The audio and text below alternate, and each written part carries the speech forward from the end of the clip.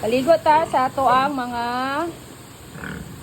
anay o mga gift na to dumalaga. Guys. Ini siya mo ibagong gipabulugan na to guys nga dumalaga na to. Agahapon gipabulugan na to ni.